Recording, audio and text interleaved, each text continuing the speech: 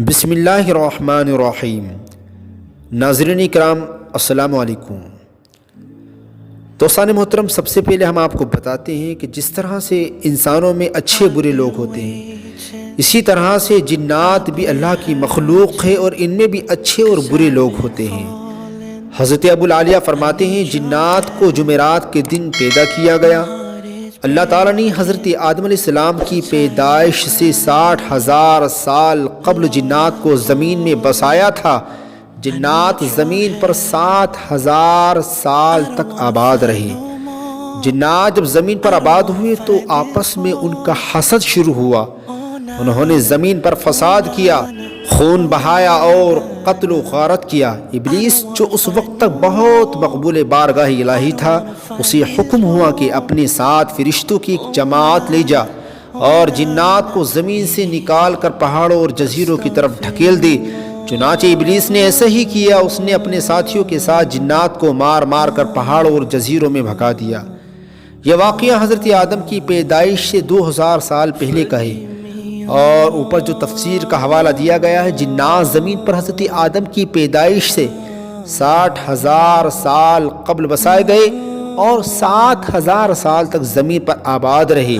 اس سے معلوم ہوا کہ جنات کو زمین سے نکالنے کا واقعہ ولادت آدم سے 53,000 سال قبل پیش آیا۔ دوستوں، میں آپ کو بتاتا چلوں، جنات کی 3 قسمیں ہوتی ہیں۔ نمبر 1 وہ جن کے پر ہوتے ہیں اور وہ ہوا میں اڑتے ہیں۔ نمبر 2 وہ جو سانپوں کی شکل میں رہتے ہیں۔ نمبر 3 جو انسانوں کی طرح رہتے ہیں۔ اور تیسری قسم کے جنات سے، یعنی جو انسانوں کی طرح رہتے ہیں، انہی سے حساب و کتاب لیا جائے گا۔ دوستو، اگر آپ کا بھی یہی ماننا ہے تو ویڈیو کو ابھی لائک کریں۔ ہم آپ کو بتاتے ہیں کہ ایک جن اور ایک مسجد کے امام میں آپس میں کچھ ایسا ہوا جس کو جان کر آپ حیران ہو جائیں گے۔ جی ہاں دوستو، یہ ویڈیو آج کافی دلچسپ ہونے والی ہے۔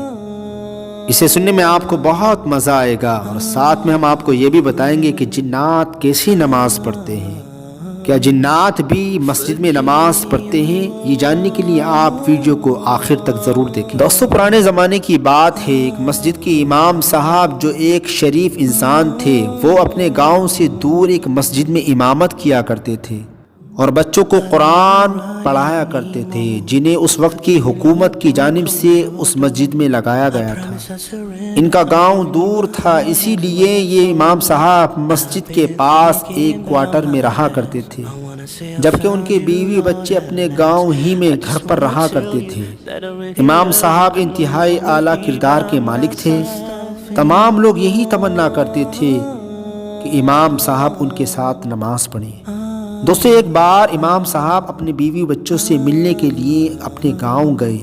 گاؤں والوں نے کہا کہ رمضان المبارک کا مہینہ قریب ہے، آپ اس بار رمضان ہمارے ساتھ گزاریں اور گاؤں کی ہی مسجد میں نماز تراویح اور دوسری نمازیں پڑھائیں۔ پہلے تو امام صاحب منع کرتے رہے، لیکن گاؤں والوں کے بار بار کہنے پر آپ مان گئے۔ امام صاحب نے کہا ٹھیک ہے، میں واپس آ جاؤں گا۔ اس کے بعد وہ اپنے گھر والوں سے مل ملا کر کام پر واپس آ گئے۔ 2 مہینے کا وقت گزرا تو رمضان آنے والے تھے۔ امام صاحب نے وہاں کے لوگوں کو بتایا کہ اس بار وہ رمضان اپنے گاؤں والوں ہی کے ساتھ گزاریں گے۔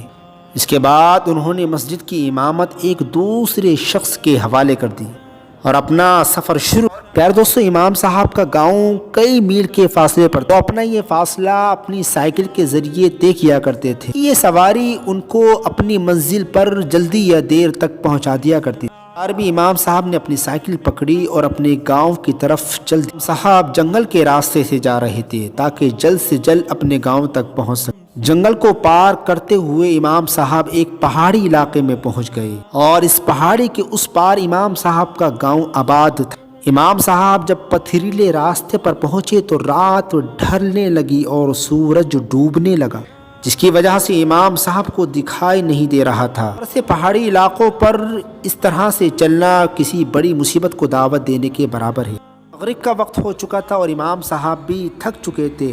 انہوں نے رات جنگل ہی میں گزارنے کا فیصلہ کیا، اور اس کی وجہ سے آپ ایک پہاڑ کی چوٹی پر چڑھ گئے، جہاں پر آپ کو ایک چھوٹی خوبصورت مسجد دکھائی دی۔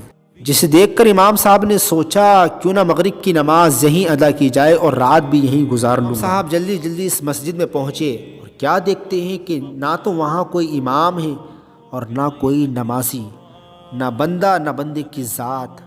جس راستے سے گزر کے امام صاحب مسجد میں پہنچے تھے وہ راستہ بھی ویران تھا اور دور دور تک انسان کا نام و نشان نہ تھا۔ صورتحال بھی امام صاحب کے لیے بہت انوکھی تھی، کیونکہ وہ جس مسجد میں نماز پڑھایا کرتے تھے وہ مسجد نمازیوں سے بھری رہتی تھی۔ آج ویران مسجد میں نماز ادا کرتے ہوئے امام صاحب کشمکش میں مبتلا تھے۔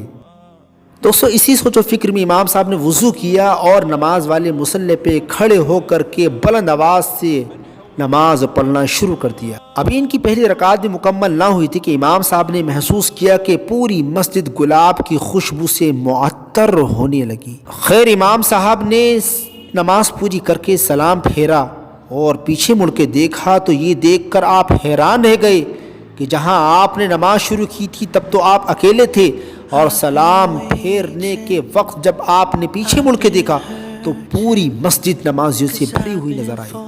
یہ منظر دیکھ کر امام صاحب کافی حیران ہوئے کہ چند لمحے پہلے تو یہاں پر کوئی انسان کا نام و نشان نہ تھا اور اب کتنے لوگ یہاں پر میرے پیچھے نماز پڑھ رہے ہیں۔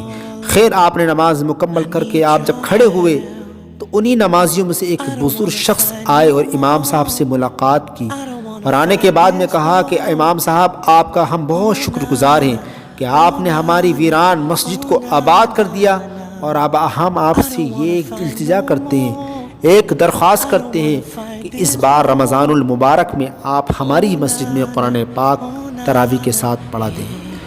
امام صاحب یہ ساری بات سننے کے بعد میں حیران تھے اور دل ہی دل میں سوچا کہ یہ بات تو میں اپنے گاؤں والوں سے کر کے آ چکا ہوں۔ خیر ان لوگوں نے جب زیادہ اصرار کیا تو امام صاحب نے دل میں سوچا کہ کیوں نہ ایک ویران مسجد کو میں آباد کروں تو اس کا اجر مجھے اللہ عطا فرمائے گا، گاؤں میں تو ہو سکتا ہے کہ کوئی دوسرا بھی نماز پڑھا لے۔ ان لوگوں کے کہنے پر امام صاحب نے وہاں رکنے کا ارادہ کر لیا۔ رمضان المبارک کا مہینہ آیا، امام صاحب وہاں پر تراویح پڑھانا شروع کر دیے۔ ماشاءاللہ ان لوگوں نے آپ کی بہت زیادہ خاطر تواضع کی۔ افطار کے وقت میں طرح طرح کے لذیذ کھانے پکوان آپ کے لیے تیار کرائے گئے، طرح طرح کی مٹھائیاں آپ کے لیے تیار کی گئی، اور کسی بھی طرح سے کوئی پریشانی آپ کو نہیں آنے دی۔ جس طرح سے 20 رمضان المبارک گزرے، امام صاحب اپنے کام کے لیے بستی سے باہر نکلے تو وہاں آپ کی اپنے گاؤں کے ایک شخص سے ملاقات ہوتی ہے۔ اس شخص نے پہلے اپنا شکوہ کیا کہ امام صاحب آپ نے اچھا نہیں کیا، ہم سے آپ نے وعدہ کیا ہماری مسجد میں نماز پڑھانے کا۔ تو امام صاحب نے اس شخص کو ساری کہانی سنائی، اور ساری کہانی سنانے کے بعد میں اس کو پتہ یہ چلا کہ آپ کہاں نماز پڑھا رہے ہیں۔ امام صاحب نے بتایا کہ میں فلاں چٹان پر ایک خوبصورت سی مسجد ہے، اس مسجد میں نماز پڑھاتا ہوں۔ اس شخص نے کہا کہ وہ مسجد تو جناتوں والی مسجد ہے، اور امام صاحب وہ آپ کے مقتدی انسان نہیں بلکہ جنات ہیں۔ یہ ساری بات سننے کے بعد میں امام صاحب کے تو ہوش اڑ گئے۔ خیر اس شخص نے آپ کو تسلی دی کہ آپ پریشان نہ ہوں، ابھی تک ان لوگوں نے آپ کو پریشان نہ کیا ہے، اسی طرح سے آپ ان کی نماز مکمل کرا کر کے آپ خاموشی کے ساتھ یہاں سے نکل جائیں۔ امام صاحب ڈرتے ڈرتے وہاں پر پہنچے اور آپ نے رمضان المبارک کی وہ 27ویں شب بھی مکمل کی۔ جب پورا قرآن آپ کا مکمل ہو گیا، امام صاحب انہیں بغیر بتائے اپنے گھر کی طرف روانہ ہو گئے۔ جب امام صاحب اپنے گھر پر پہنچتے ہیں تو پہنچنے کے بعد میں بیوی آپ کو بتاتی ہے کہ آپ کے آنے سے پہلے کچھ مہمان یہاں پر آئے ہوئے ہیں جو آپ کے انتظار میں یہاں پر بیٹھے ہوئے ہیں۔ امام صاحب جب پہنچتے ہیں اور پہنچنے کے بعد میں دیکھتے ہیں تو یہ تو سارے وہی مقتدی تھے۔ ان لوگوں نے کہا کہ ہم کون ہیں اس کی حقیقت آپ کو پتہ چل چکی ہے، اسی وجہ سے آپ بغیر بتائے وہاں سے نکل آئے ہیں۔ امام صاحب ہم آپ کے بہت شکر گزار ہیں، اور ہم لوگوں نے آپ کے کچھ تحفے تحائف کا انتظام کیا تھا، لیکن آپ بغیر بتائے وہاں سے نکل آئے تو ہم نے سوچا کہ یہ تحفے اور تحائف ہم آپ کے گھر پر پہنچا دیں۔ جناتوں نے امام صاحب سے درخواست پیش کی کہ امام صاحب ہمارے دل خواہش ہے کہ آپ اس بار کی طرح ہر بار ہمارے یہاں پر رمضان المبارک میں تراویح پڑھاتے رہیں۔ امام صاحب نے ان کی درخواست قبول کی اور آخری وقت تک وہاں نماز تراویح پڑھاتے رہے۔ اس ویڈیو سے ہمیں پتہ چلتا ہے کہ جنات بھی اللہ کی مخلوق ہیں اور ان میں بھی نیک شریف لوگ ہوتے ہیں۔ اور یہ کسی کو بلا وجہ پریشان نہیں کرتی. اگر کوئی شخص ان کو پریشان کرنے کی کوشش کرے تب یہ اس کو پریشان کرتے ہیں. امید ہے کہ دوستان محترم یہ ویڈیو آپ کو پسند آئی ہوگی. اور آپ کی کیا رائے بنتی ہے کمنٹ باکس میں جا کر کے اپنی رائے ضرور پیش کرنا. ملتے ہیں کل ایک پیاری اچھی ویڈیو کے ساتھ. تب تک کے لیے آپ اپنا خیال رکھیے گا. اللہ حافظ، فی امان اللہ. السلام علیکم ورحمۃ اللہ.